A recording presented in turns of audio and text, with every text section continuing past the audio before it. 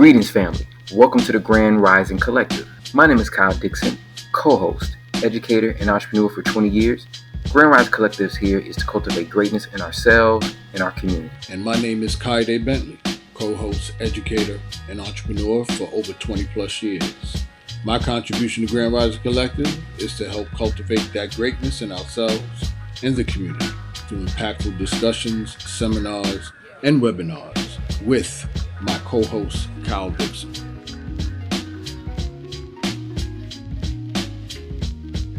I didn't find out about Gil Noble till I moved here on the East Coast. Because it wasn't national. It wasn't, which is so intriguing to me because you would think it would be. It wasn't, and it was just like, wow, this brother has had this much impact when we talk about like his. I'm like, what? Like, I had to go through the archives because remember I never watched it. Right. I'm woke now. Now I gotta watch all the reruns.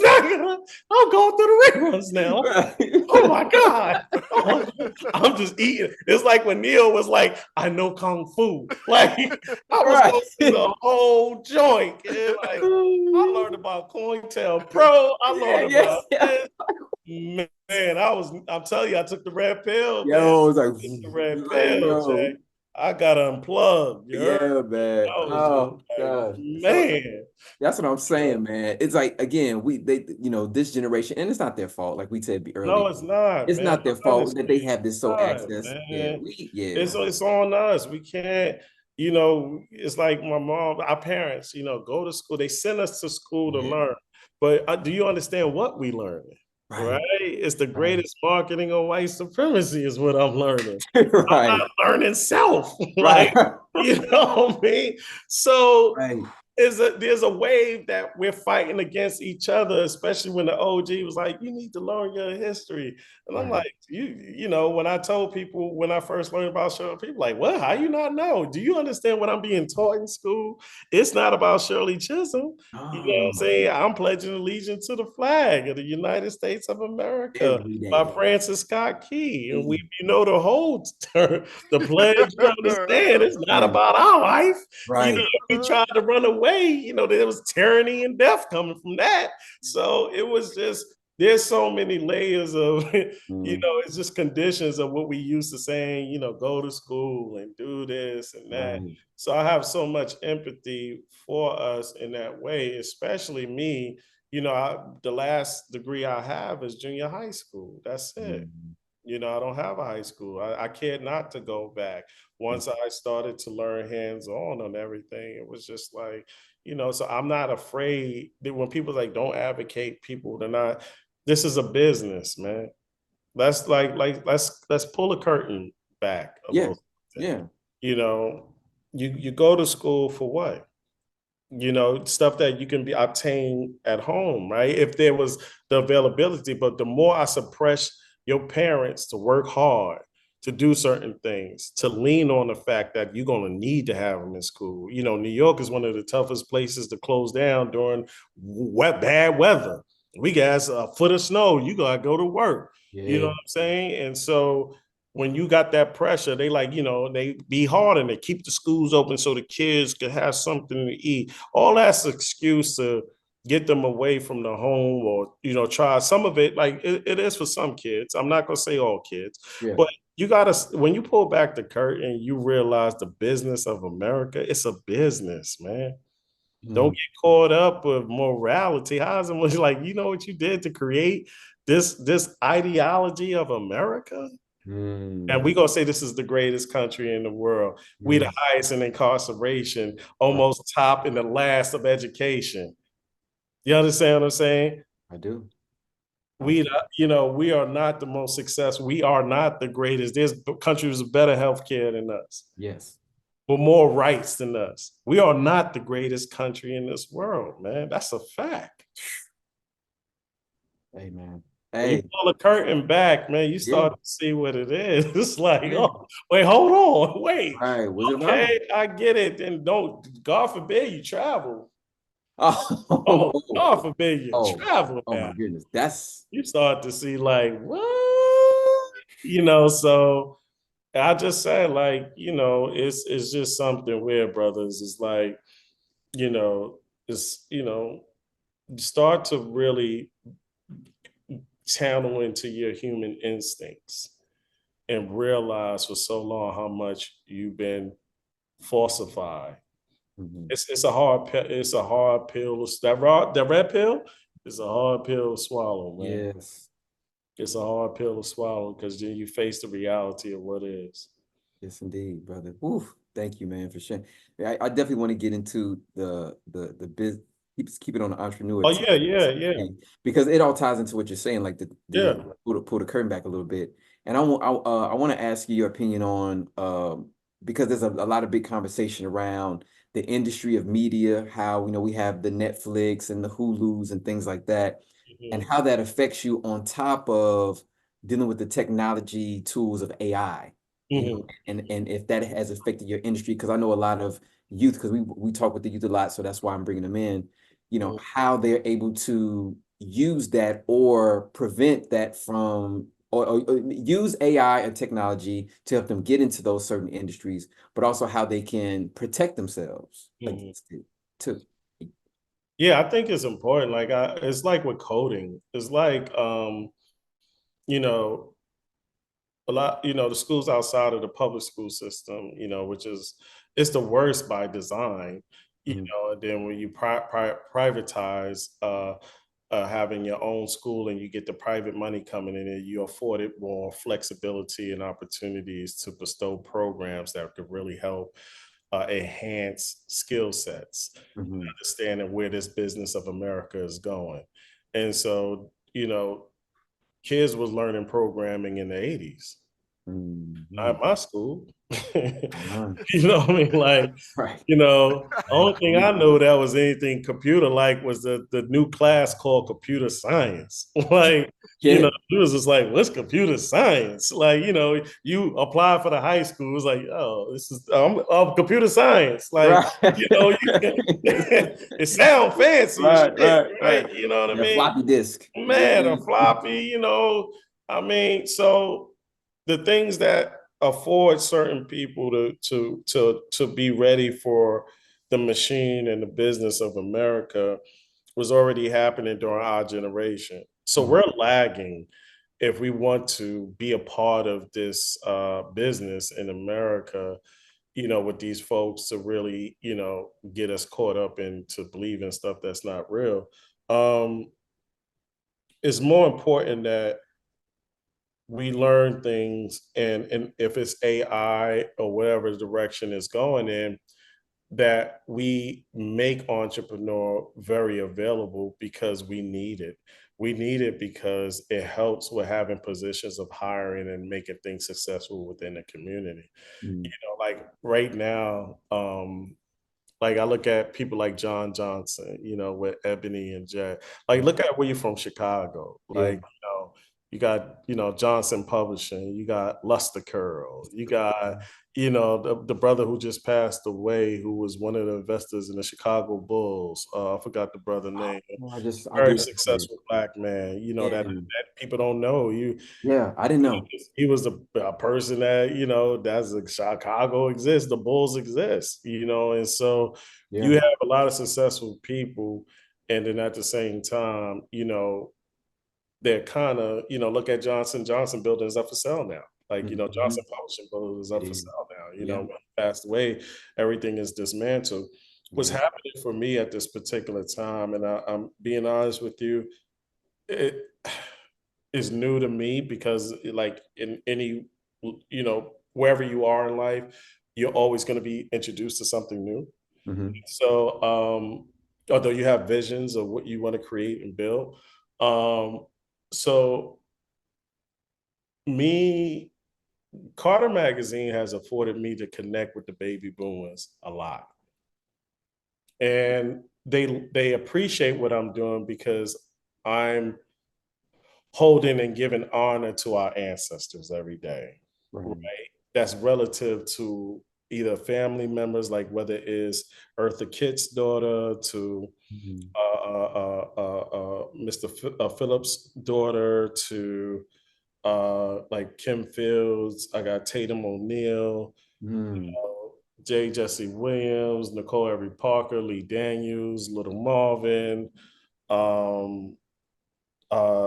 Johnny, freaking Premier. I mean, if I go down a list of people who really appreciate Carter, we can go through a whole conversation on that. But I say that to say is because I just made a partnership with Gray Television. And if you Google who Gray Television is, Gray Television is like Nexstar. They like Gray Television owns over 109 stations across America, local stations, right? There's the grassroots of marketing when it comes to your local television, right? You know, the news, whatever you have, you know, so on and so forth. And so I did a catapult move. And so because Carter popularity and its power has been on Instagram, I was thinking about the exit strategy of being there. But what if they want to close my account? That's it. That's right. I'll be like Sean King, you know, let me try TikTok, you know, you know, something else. And so I was already in that mind frame years ago because I'm making, you know, I don't own this platform, but it is affording me to have a place where people are that need to connect. Connect. Yes. And so, but you know, I wanted to do something where first attempt was like partnering with another major publication, right, to expand Carter Magazine. And so I was thinking, I approached a few to talk. It really didn't register to click in any way, which is fine because sometimes it takes time.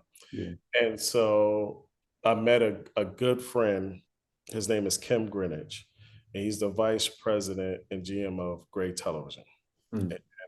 And so he's from Brooklyn.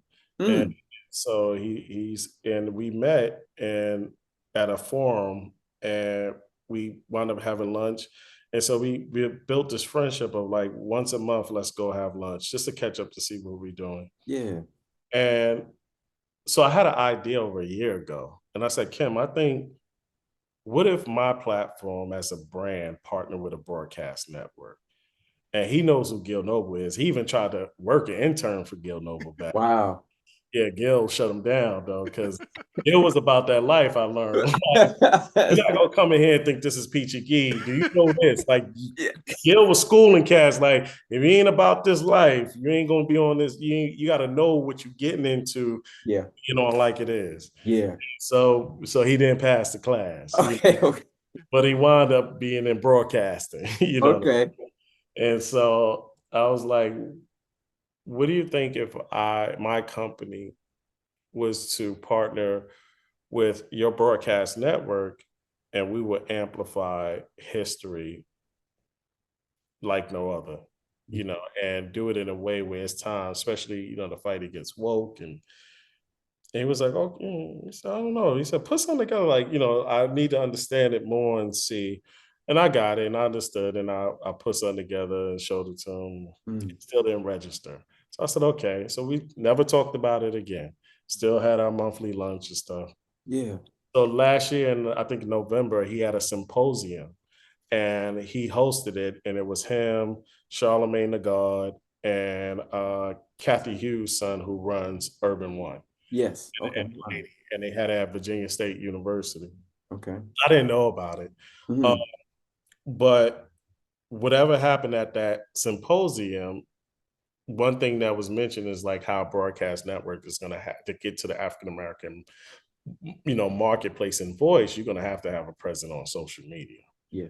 And so it registered to him our conversation a year ago. And he hit me up and he was like, Q, you in town? I said, yeah. He said, let's have our lunch. I said, okay. And we had our lunch. He said, I think I finally understand what you was trying to tell me a year ago. I was like, okay. He's like, can you put a deck together? And can you present this to the head of programming and the head of digital? And I said, yeah. He said, okay. And I already was prepared. I mean, I had decks. I'm on point with this. Right. It was all about the opportunity, right? And so I came in and it was the four of us and I had the monitor, did the presentation and I walked them through and why and da. After I finished, it was like, any questions? And the program director said, normally I could find things to poke holes in. He said, but I can't find anything to poke holes in this. So this is solid. And he was like, okay, the head of digital, he was like, I feel the same. Okay, he said, Q, can you do the same presentation in the front of sales, in the front of operations, marketing, and a few of the anchors and staff? I said, yeah. So the next week, did the same thing in front of like 12 people. Everybody felt it was solid. He said, okay, well, we're going to run with this. We're going to partner with his brand, and he's going to be our connecting voice to the Black community. And we're going to have I told him I would need my own URL on a platform. People go there, they can identify this is the platform where you can go for, Black history, news, and politics. And we created that. And so we, began that process, and it's never been done in the history of broadcasting that they partner with a social media brand that's highlighting African-American history outside of news and politics. So this move that I made is a Johnson & Johnson publishing move. I'd already produced 2 segments on television.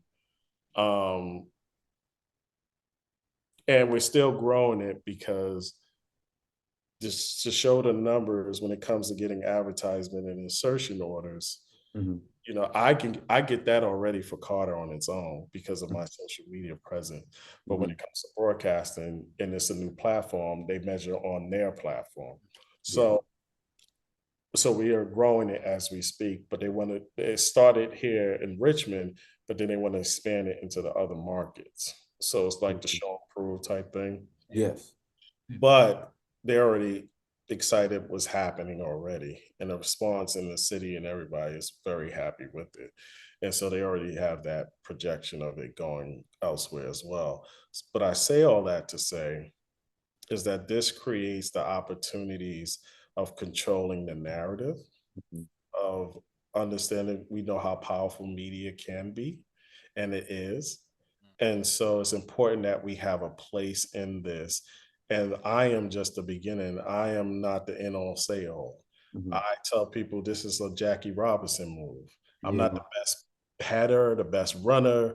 I'm not the best at nothing.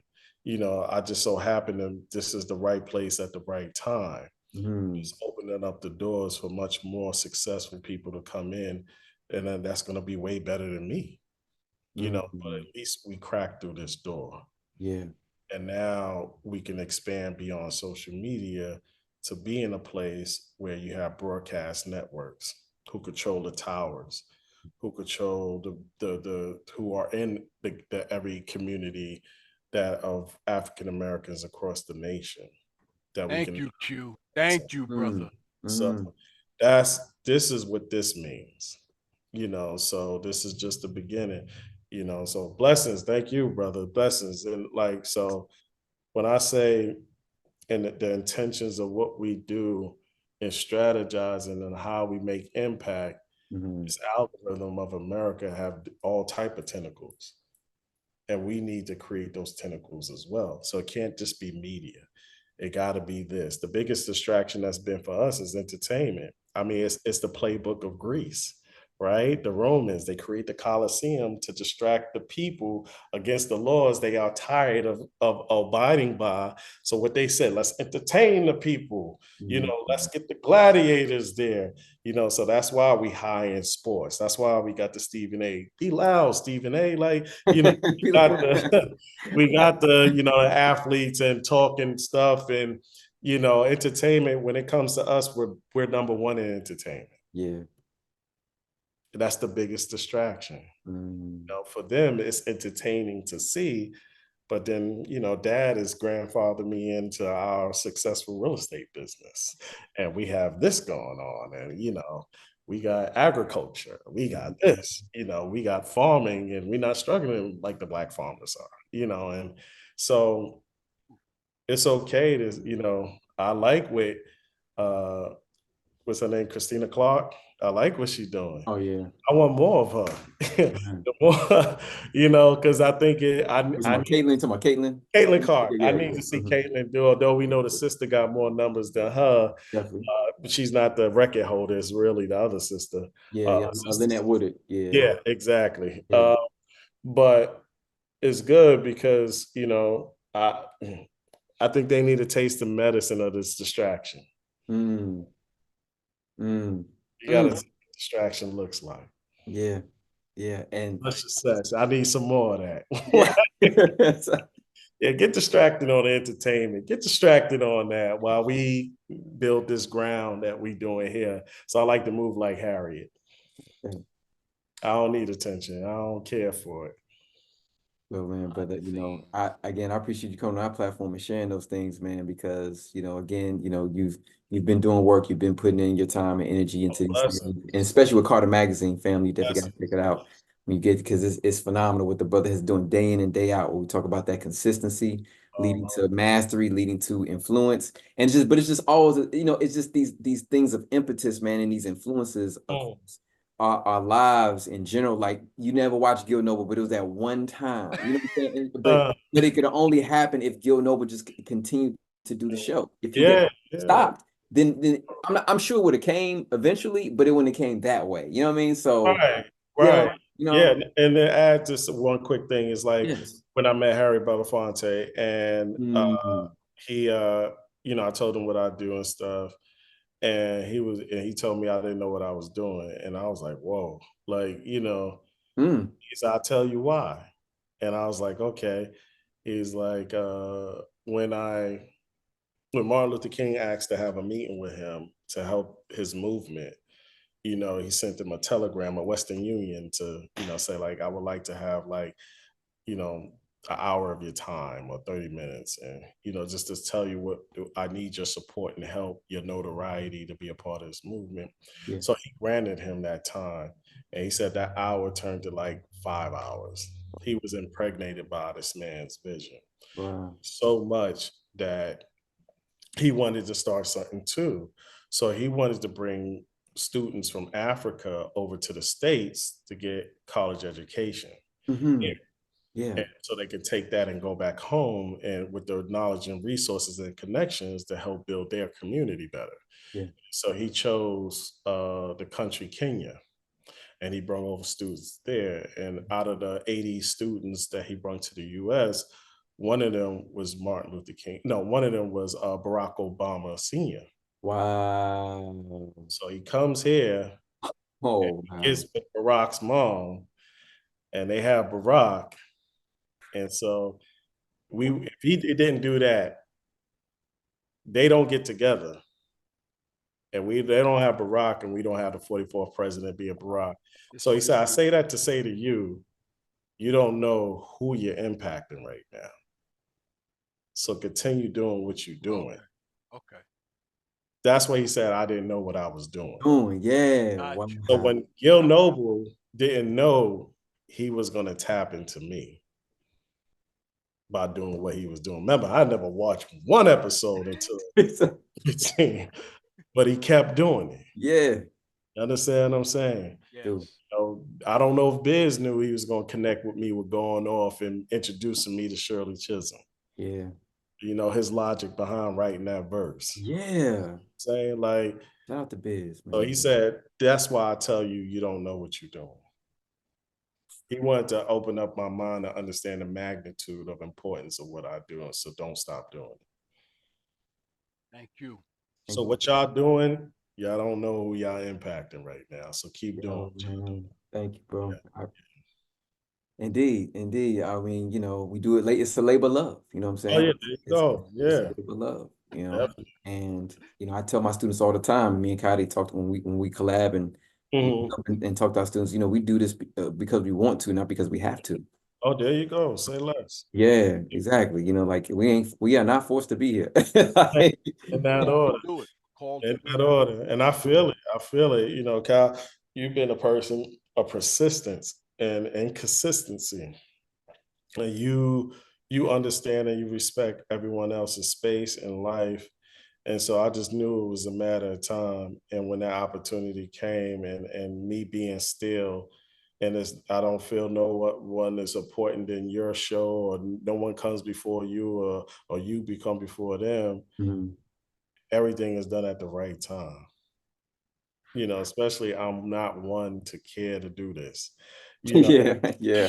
you know, if I could Yeah. stay in cut, you know, it could be all that VIP going, but like, yeah, I'm at the bar, Yeah. get a mocktail. Right. Give me a mocktail. Like, let me chill over here and crack jokes and keep to myself. Like, you know, yeah, you know, but Jamel Shabazz told me this because that we have a book coming out. Oh, Yeah, so Jamel Shabazz and I have a book. Uncle It's Jamel. titled Albee Square Mall, Once Upon a Time in Downtown Brooklyn, 1980 to 1989. Oh yeah. Yeah, it's going to be out. Ben Oh A. yeah. Tashin is producing the book. So, you know, they're going to do an exhibit downtown Brooklyn where Albee Square Mall used to be, Mm-hmm. showing images of back in the day from the 80s that Jamel captured. Yeah. And so we're really excited about that. So Oh yeah. this summer, you know, and Oh then yeah. back home is going to be real. Oh yeah. I'm So there for that. I say that to say too, it's just like, you know, Jamel was the one, he was like, brother, I'm getting up there in age. He said, I need you to be out here with me. I know you don't like to do this, but Yeah. I need you out here with me because this fight is real, and I need you out here more. So if it wasn't for him, I had my domain name for over 13 years and never did nothing with it. And Mm-hmm.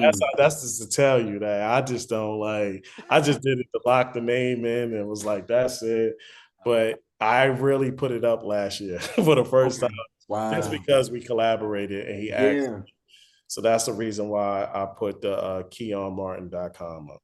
That's what's up. That's what, and real quick, family, and Q. I don't know if you remember this. I remember you were telling myself and Corey about this years ago. Like I Yeah, already had it, but you was kind of giving us hints. So to to see do that it. come full Yeah, circle with Uncle Jamel, shout out to right, Jamel, man. Like right. that's beautiful. And that Oh was man. crazy because it's like, so two stories. One, the first time I ever seen Jamel, I didn't know who he was, and he wasn't who he is today to people. Right. I So remember you telling us that. Please. it was 82. My mom, this is the first time I ever went.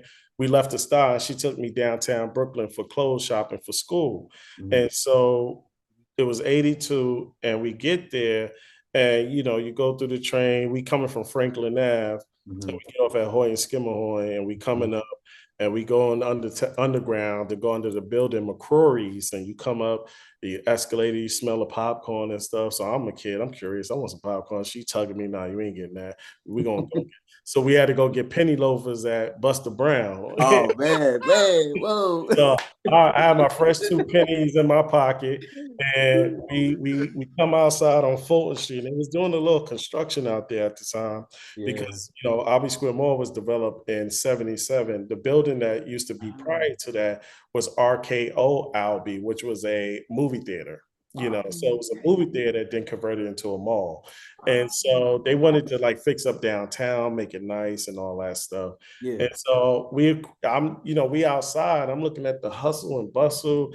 And then I look at the mall and I see this brother taking pictures, you know, people outside, not knowing this is Jamel, but Yeah. you know, I see this man. And him doing that made me feel like this place must be important because why would people be taking pictures, you Yeah. know, outside? Like, what is like, you know, this is my first time at downtown like this.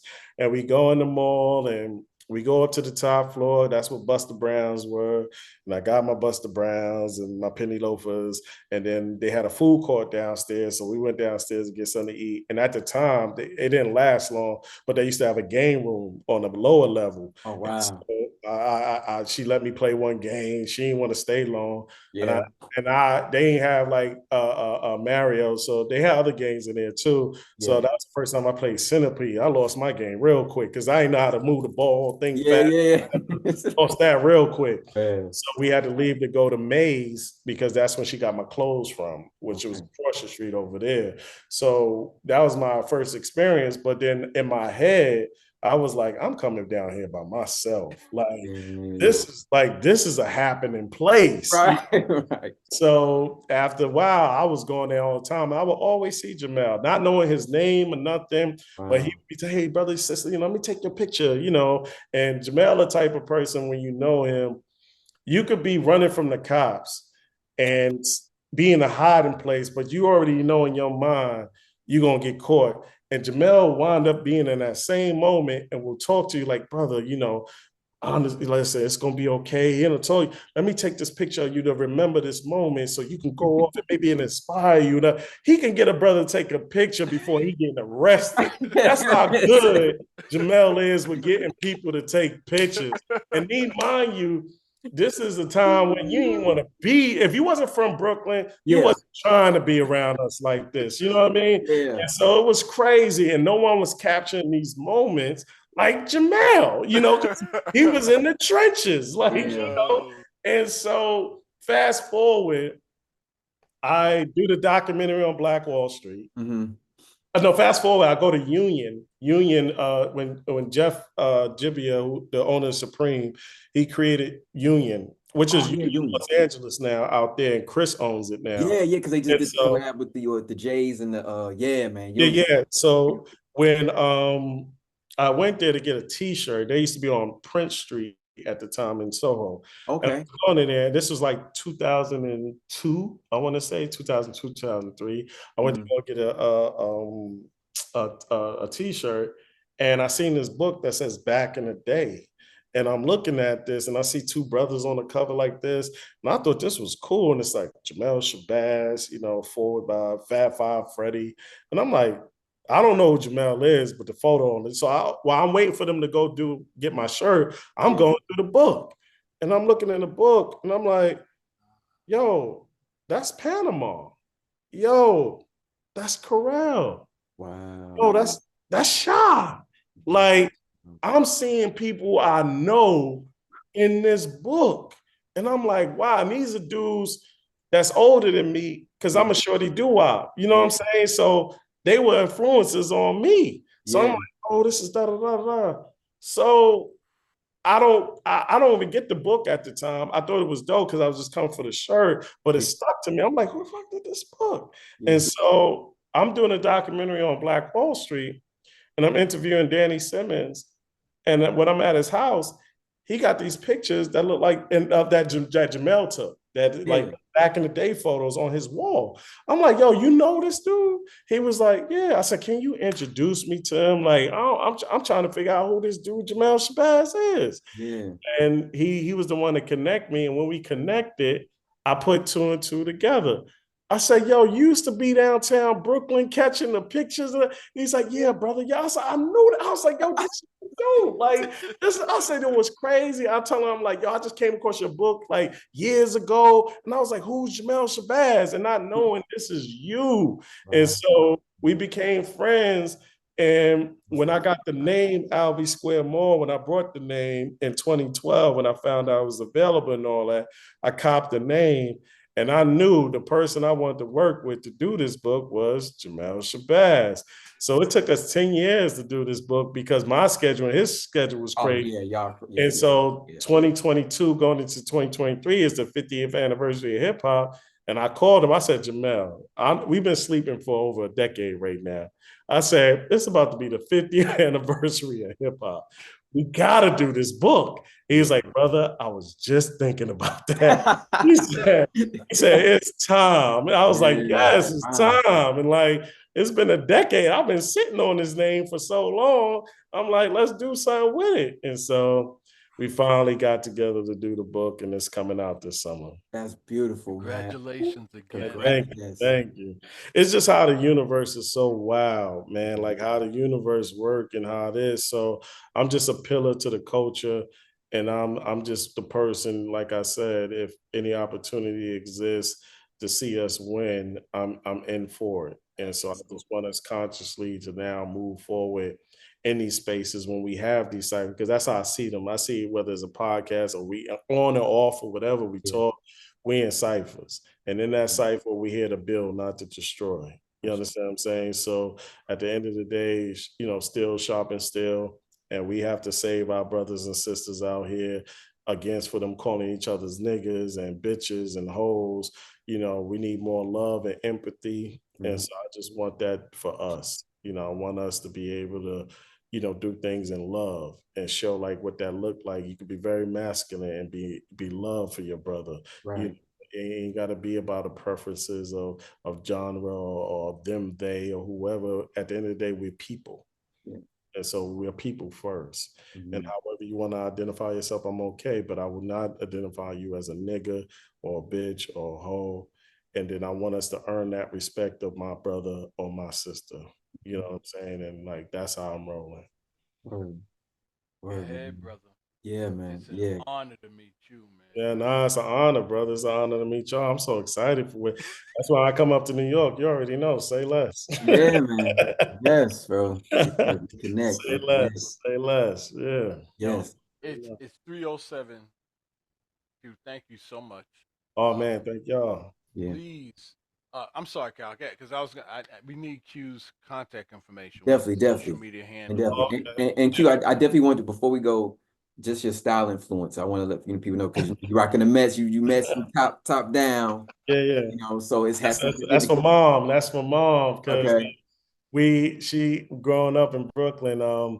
She was a Met fan, and I think she used to follow the Dodgers. So when that breakup happened, it was just like a lot of people who were Dodger fans became Mets fans naturally, and that's why the colors are made up of the New York Giants and Brooklyn Dodgers. So the blue is Brooklyn Dodger and the orange is New York Giants. So the Mets jersey is a combination of the New York Giants and the Brooklyn Dodgers. Word. So she gravitated towards that. And plus Shay was right next to us in Queens. And so my mother took me to ball games as a kid. And then when Darryl Strawberry and Dwight Gooden became there, so that's why I got 16 if y'all don't see it. Yeah. But Doc Gooden and when Darryl and Doc got there, the only game she wanted to take me there on was going to see Doc pitch. Yeah. He'll sit on the third baseman line, and so we could see into the Mets dugout. Yeah. And that section was full of fire department people and police people. So as a kid, they drink and they drunk, whatever. They always, you want some popcorn? You want this? And I look at my mother for approval. Right. She'd be like, yeah. I'm like, yeah, can I get some popcorn? And can I get some peanuts? No. Like, they drunk, they having fun. They want to like keep the little kid and because it would just be me and my mom. You know what I mean? And so great memories. They retired his jersey April 14th. Doc, I love Doc. I look forward to meeting him and getting this jersey signed, God willing, and in honor of my mother. Word. It's a great memory, man. I just had to. I just definitely want you to share that, man, because we talk about athletes and influences, man, and these brothers, at the top of the game, man, and it's. We just gotta honor those folks, man, too. Oh yeah, that order, I promise you. Yeah, man. And again, the style, you always come with the fresh styles, man. So I learned from the culture, man. Like since back then, I was a shorty doo-wop, and those cats totally influenced me so much, and it just never left me, man.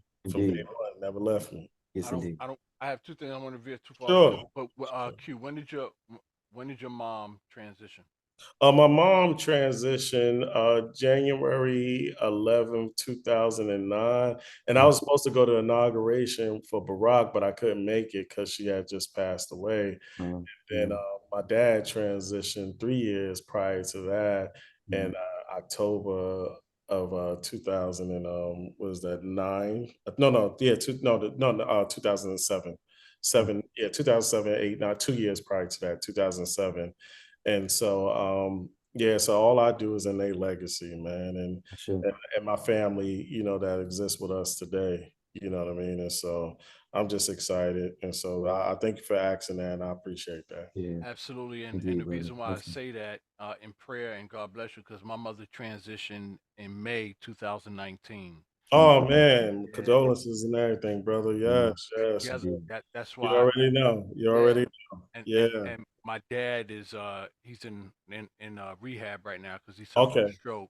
So I'm making sure I Oh, have we're gonna valuable send time with him. Yeah, please do. Please ask a lot of questions, brother. Yeah, ask a lot of questions, brother. Thank you, bro. Please. Yes, ask them questions. There's a challenge with that because the stroke affected his ability to speak. So Okay. there's certain questions that he don't understand. Okay. There's some things that he do. But I said all that to say that's why it's so important that our unity, our brothers, we stay together, support one another. Yes. Yes. Say God bless you, and yes. Oh man, I'm sending prayers and everything to you and the family and the universe, and bestowing that heavy a love of comfort and love upon y'all during these times, man. Because you know, at the end of the day, you know, mom legacy lives through you. You know, dad is still here, so as much photos you could take, make them laugh as much as you can. You know what I mean? Like I want all that to be in your system, you know, before anything. You know, at the end of the day, so I'm sending my love to you that way for dad and everything, my brother, for real. Thank you so much, Q. And then on a lighter note, because I'm grateful that when mom transitioned, she was ready to go, and I know she's in a better place and she's peaceful. Beautiful. But on a lighter note, what color were your penny loafers, brother? Were they the black ones, the burgundy, or no? It was the black joints, because you know, my mom wanted me to rock them more than one time. She was trying to get use out of this, and I made sure, like, I literally was going through a stack of pennies to find the most clean penny that I could find, man. Like, I had two nice bronze ones, like, you know, and I was just like, yeah, like I was ready to go in there to Buster Brown's to get my bro on everything, man. Word. Wow. Thank you, Q. Man, I already know. Say, look, I can't make this up, man. I promise you. Listen, I'm the runner 13. Trust, I done seen it all, man. I done seen it all, man. Word. Man, classic, man. Classic. Classic, man. Wow. You know, if you know, you know. Like, hey, true. Even down south, man, we was on. Listen, I already know, man. I got a funny down south. I might as well say it funny. So I got a funny. So my mom tried to dump us off down south, because my family from roots are down in South Carolina and Saluda. Okay, yeah. So she tried to dump us off one summer, right? And it worked, except for me. And so we get there and we go in the house and stuff like that. So she, you know, gassed me the whole time, like, you're gonna have fun and this and this and this. You know, preparing me that I'm leaving you. I'm driving. I'm like, okay, you know, she said, you know, you could call, and I was all right. So we get there, and she said, okay, I'm leaving, because she was going to stop in DC because we got family in DC as a pit stop. Yeah. And then leave the next day to go over to New York. Okay. And so I was like, all right, cool. So we get there. She drops out, I love y'all, you know, give a little money, whatever. She gone. Yeah. I got to use the bathroom. So I'm like, all right. I told my cousin, I said, may I use the bathroom? She was like, yeah. They was like, go take Queon to the bathroom. I said, all right. So we walk in, we go through the kitchen, and we go outside. And I see this little house. And I'm like, okay. So my cousin walked in, she's like, yeah, go in. And I'm like, I go in there? She's like, yeah. And I open it, and I look. It looked like something that's supposed to be a toilet. So I look, I was like, nah, I ain't gotta go. And we went back in. I never experienced an outhouse. Yeah. It fucked me up, man. Like, so much that I didn't have to go. And I kept asking them, can they call my mother? Wow.